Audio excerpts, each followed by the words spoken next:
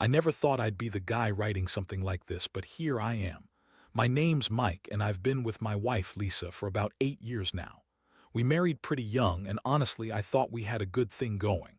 We had our ups and downs, like anyone does, but I always believed we were solid, or at least I used to. Somewhere along the line, I started noticing little things that didn't add up. Small signs, you know. Less intimacy, her being suddenly busy all the time, her phone always tucked away. I'd catch her lying about where she was going or who she was talking to. The usual stuff that you brush off when you're busy with work, life, and trying to keep the spark alive. But then, there were moments that made me question everything. Like the night I came home early from work because I wasn't feeling well. I figured I'd surprise her with dinner, maybe watch a movie, just a normal night. I walk into the house, and the first thing I notice is the scent. Not the usual scent of her perfume, but something different. Then I see her phone. On the coffee table, open to a message thread I didn't recognize. The messages are flirty, borderline sexual, and there's a timestamp from that very afternoon. My stomach drops. I get closer, trying to make sense of what I'm seeing, and the messages become more explicit. I don't read everything right away. I just stare at her, frozen. She's in the kitchen, cleaning dishes, acting like nothing's wrong. When she finally notices my face, she freezes for a second, then gives me that classic bitchy smirk like I'm bothering her. "What are you doing home early?" She snaps, her voice sharp. I hold up her phone and she laughs like I'm overreacting. "It's just a stupid conversation, Mike, nothing serious." "Yeah, right." I tell her I saw the messages and her face changes. She starts lying, saying it's just harmless flirting, that guys say stupid things online and I shouldn't be so paranoid. She calls me insecure, says I'm overthinking it and that I need to trust her. But I knew better. I felt sick. I felt betrayed. That was the first moment I realized I might be losing her, and in a way I never thought possible. I couldn't sleep that night. Every time I closed my eyes, I saw those messages. I felt like a fool, like I'd been blind all these years. How could she do this? How could she lie so easily? I kept asking myself if I missed all the signs or if I was just too damn naive to see what was happening right under my nose. When I finally confronted her, she doubled down on her lies, acting like I was the one with the problem. She insisted it was just sex talk, that it meant nothing, that she was only with me and loved me. But her tone, her attitude, it was different. Dismissive, irritated, like I was the one causing problems. I knew I needed to dig deeper. I started paying more attention, sneaking around her phone when she wasn't looking, finding texts, photos, even secret Snapchat accounts I hadn't seen before. Each discovery felt like a punch in the gut. I felt stupid for not noticing sooner, for trusting her all these years. The more I found, the harder it was to breathe.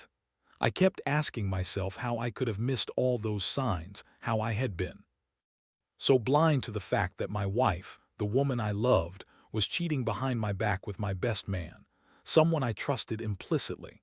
The worst part, I learned she was pregnant. Not just cheating, not just hiding, but actually carrying someone else's kid, and she didn't even bother to tell me until I found out on my own. The day I found out about the pregnancy was the day my world shattered completely. I was out running errands trying to keep it together when I got a message from a number I didn't recognize. I almost ignored it, but something made me open it. The message was from someone named Jake, and it was a photo, her, Lisa, standing in a park, visibly pregnant, smiling like she was on top of the world. The caption read, "Can't wait to meet him." My stomach clenched hard. My hands started trembling, and I felt like I was going to throw up right there in the middle of the grocery store. I stared at the screen, unable to believe what I was seeing. My wife, pregnant with someone else, and the word him in the message. That was all I needed. All the doubts and suspicions I'd been carefully ignoring crashed down on me like a tidal wave. I didn't even think about what I was doing. I just turned around and headed straight home. I needed to see her, needed to confront her face to face. When I got back, she was in the bedroom packing a small bag. She looked at me with those bitchy, defiant eyes, and I knew she had been waiting for me to come home so she could spin her lies. I threw the phone on the bed, showing her the photo. "Who is this?" I demanded, voice trembling. And what the hell is going on? She froze for a moment, then, with a forced laugh, she said, "It's just some guy she met at work. It's nothing. She's pregnant, yeah, but it's not mine, I swear. She's trying to ruin everything, trying to guilt me into staying. I told her I don't want anything to do with her, that I want a normal life with you." But the words sounded hollow, like she was just reciting a script she'd been rehearsing for weeks. Her eyes didn't lie. She was lying, but she wasn't fooling me anymore. I was furious, broken, and feeling numb all at once. I couldn't process what I was feeling: anger, sadness, betrayal, like my chest was being squeezed from the inside out. I wanted to scream, wanted to shake her until she admitted everything. Instead, I just stared at her, unsteady, trying to hold back the tears. The woman I loved, the woman I married, was apparently capable of this kind of deception. I kept asking myself how I missed the clues, how I didn't see that she was already planning her escape, even while pretending everything was perfect. That night I sat alone in the dark, replaying everything in my head. The missed signs, the lies, the nights she stayed late at work, the secret messages, and now this baby she claimed wasn't mine. I felt like I was suffocating. My first instinct was to confront her again, to demand answers, to make her see how much she destroyed me. But every time I looked at her, I saw the contempt, the coldness, the way she dismissed my feelings with that bitchy smirk. I realized I couldn't fix this with words. I couldn't make her see how much she'd hurt me. I started to think about what my next move should be. Part of me wanted to fight for her, to believe that maybe, just maybe, I could save what was left of our marriage. But another, darker part, just wanted to burn it all down. I was so angry at her for cheating, at Jake for betraying me, and at myself for trusting her so blindly. I kept asking if I should even try to save it or just cut my losses and walk away. The truth was, I felt lost, completely shattered, and unsure if I'd ever be able to look at her the same way again. If she was carrying another man's child, if she was willing to lie that easily, then nothing was sacred anymore. I knew I'd have to make a choice soon, one that would change everything. After days of lying awake at night, I finally decided I needed to confront her again, but this time with a clear mind and a plan. I knew I couldn't just burst in swinging, not anymore. I had to be smart. I started gathering evidence, screenshots of the messages, her bank statements showing secret payments to Jake, texts from her that I hadn't seen before. Each piece made my stomach turn, but I told myself I needed to be calm, to know exactly what I was dealing with before I said anything.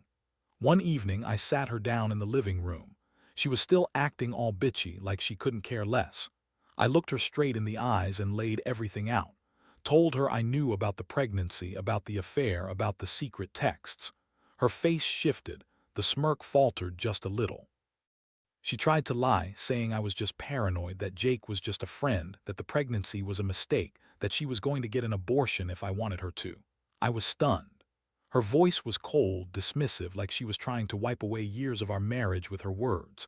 I wanted to explode. I felt like her words were just more lies, more manipulation. But I kept my cool, which was hard. I told her I knew she was lying, that I had the proof, and that I was done playing her game.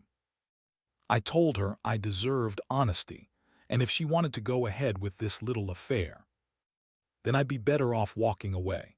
I told her I wasn't going to be a clown, chasing after her, trying to fix something that was already broken beyond repair. For the first time in my life, I saw her genuine fear flicker in her eyes, but even then she tried to brush it off. Her reaction was classic. She started crying, not because she was sorry, but because she knew she'd been caught. She said she was sorry for hurting me, but the tone was all wrong. It was more like an apology for getting caught than remorse for what she'd done. She begged me not to leave, said she still loved me, that this was all a mistake, that she was just lost and confused. I listened to her, feeling a mix of rage and heartbreak, and at that moment I realized I had no choice but to consider ending it. Because every lie, every excuse just proved how deeply she'd betrayed me. The worst part was how she kept trying to turn it around, making it seem like I was the one who was crazy, insecure, or jealous. She called me paranoid, said I was imagining things, that I was overreacting. I almost lost it then. I told her she could keep lying, keep pretending, but I wasn't going to stay around and be a cuckold. I told her I needed some space to think, to figure out what I was going to do next. She looked furious, like I'd just taken everything from her, but honestly, I didn't care anymore. I just wanted her to leave me alone so I could breathe again. That night I stayed up again, scrolling through more proof I'd collected, trying to make sense of it all. I kept asking myself how I could have been so blind, how I could have trusted someone who was capable of this level of deception. The thing that haunted me most was that I had no idea how long she'd been cheating, how long she'd been lying to my face, pretending to be the perfect wife. And the worst part, I knew that this wasn't just about her cheating. It was about how she'd completely shattered my sense of trust, my sense of self.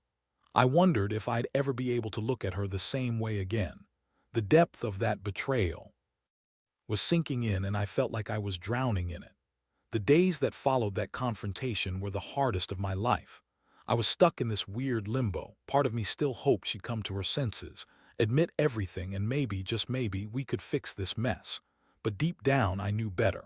She was already gone in her mind. Her cold attitude, the way she avoided my eyes, the constant lying, it was like she was already halfway out the door. And honestly, I couldn't blame her. I started thinking about how I had let this go on for so long, ignoring all those red flags, convincing myself that everything was fine. It was. It was falling apart, and I was only just beginning to see the cracks. One morning, I caught her sneaking her phone out of the bedroom. I was fed up with the lies, so I decided to check her messages again. What I found made my blood boil. More messages between her and Jake, flirty stuff, plans to meet up, and even more explicit stuff that I hadn't seen before. She was planning to meet him that very night. That was the moment I realized she'd already made her decision. She wasn't coming back. I felt a rush of anger and sadness so intense I thought I might lose my mind. I waited until she left the house for her doctor's appointment. Then I packed a bag. I didn't want her to see me break down. I needed to get out for a while to breathe and clear my head. I didn't tell her where I was going. I just told her I needed space. As I watched her drive away, I felt a strange mixture of relief and despair. I was finally free from the constant lying, but at what cost? I knew she'd been planning this for a while. She'd already chosen Jake, the kid, and whatever else came with it. In the quiet that followed, I started to reflect on everything. I realized that I'd been a fool for so long, convincing myself that love could fix all the cracks. But love isn't enough when there's betrayal this deep. She had crossed so many lines, lying, cheating, getting pregnant by someone else, and it hit me hard that I deserved better. I deserved honesty, respect, someone who wouldn't betray me like this. I started to understand that staying wouldn't fix anything. It would only make me complicit in her lies. I reached out to a few close friends, told them what was happening. They were furious, telling me I needed to get out to protect myself. For the first time, I felt empowered, like I was finally taking control of my life again. I knew I had a decision to make. Do I fight for her, try to salvage what's left? Or do I cut her out completely, protect what little dignity I had left? The truth was, I was leaning toward walking away for good. I couldn't imagine living in a house with her anymore, knowing she'd already moved on. The pain was like a dull ache now, not as sharp as before, but there nonetheless. I realized that, no matter what I decided, I'd never forget this betrayal. It would stay with me forever. And that's what I wanted to tell anyone going through something similar. Trust is fragile, and once it's broken, it's nearly impossible to repair. So be careful who you trust.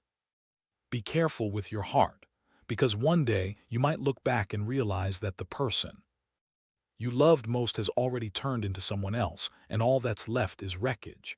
The decision didn't come easy, but I knew deep down that I couldn't keep living in this nightmare. I started planning my next steps carefully. I spoke to a lawyer, got my finances in order, and prepared myself for what I knew would be a messy separation. I didn't want to hurt her, but I also knew I had to protect myself from more lies and betrayal. I told her that I was done, that I wasn't going to be part of her game anymore, that I was filing for divorce, and that I wanted nothing to do with her and Jake's kid. She was furious when she found out I was serious. She tried to guilt-trip me, crying about how she loved me, how she was sorry, how she'd change. But I wasn't buying any of it. I had already seen through her bullshit, and I knew this was just her way of trying to manipulate me into staying. I told her that love isn't about cheating and lying, and that I no longer trusted her, that I wasn't going to be played like a fool anymore. I think that finally made her realize I meant business. She gave me that bitchy smirk again, but it was different now. It was empty. Over the next few weeks, I moved out. I found a small apartment nearby where I could breathe again and start piecing my life back together. I cut ties with Jake completely. I didn't want to see him, didn't want to hear his name. All I wanted was to get as far away from that toxic mess as possible. I also decided to tell my family and friends everything, in detail, because I needed their support. It was embarrassing, humiliating even, but I knew I wasn't alone in this. People who loved me told me I was better off without her and that I deserved someone who actually valued me. The process of divorce itself was chaotic. She refused to give up, kept lying, and tried to drag things out. But I stayed focused. I knew I had to be strong, not just for myself but for my own sanity. Every day was a battle. Some days I felt hopeful. Some days I was drowning in anger and grief. I'd wake up wondering how I let things get so bad, wondering if I could have done something differently. But eventually I started to accept that it was over, that she was gone, that the trust was broken beyond repair, and that I needed to move on for my own good. Looking back now, I realize that I've learned a lot from this ordeal. Mainly that love and trust are sacred, and once they're gone, it's almost impossible to get them back. I also learned that you can't always fix things, especially when someone chooses to betray you so completely. The biggest lesson: never ignore your gut. When something feels off, it probably is. Don't stay just because you're scared to face the truth or because you think you can fix it. Sometimes the best thing you can do is walk away. Because in the end, I know I deserve better. We all do. Now that everything has settled, I've had time to reflect on what happened and how I got through it. Honestly, it's been the most brutal lesson of my life. I used to believe in forever, in fairy tale endings with the perfect partner.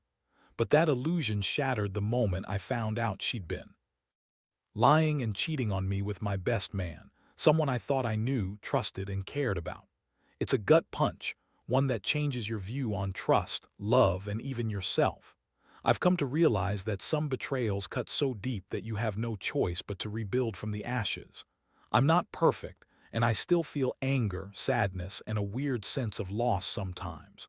But I also feel a strange sense of relief. Relief that I finally see the truth, that I'm finally free from the chaos she brought into my life. I learned to listen to my instincts, to value myself more, and to never ignore the signs. Because no matter how much you love someone, if they're capable of lying and betraying you so completely, then they don't deserve your love or your trust. What I want anyone reading this to take away is simple. Don't settle for a life filled with lies and betrayal. If someone shows you who they truly are, trust me, you should believe them. Don't stay hoping they'll change. Because once the damage is done, it's almost impossible to go back. You have to decide whether to fight for what's left or to walk away and save what little dignity you have. For me, walking away was the hardest but ultimately the best choice. I'm not sure what the future holds, but I do know I'm finally starting to heal. I've learned to value myself again, to rebuild my confidence, and to understand that I don't need someone else's lies to feel whole. The scars will always be there, but they serve as a reminder of how far I've come. I hope anyone who's been betrayed can find the strength to move on, because life is too short to waste on someone who doesn't truly value you. Trust your instincts, respect yourself, and never settle for anything less than honesty. That's the real lesson I'm taking away from all of this.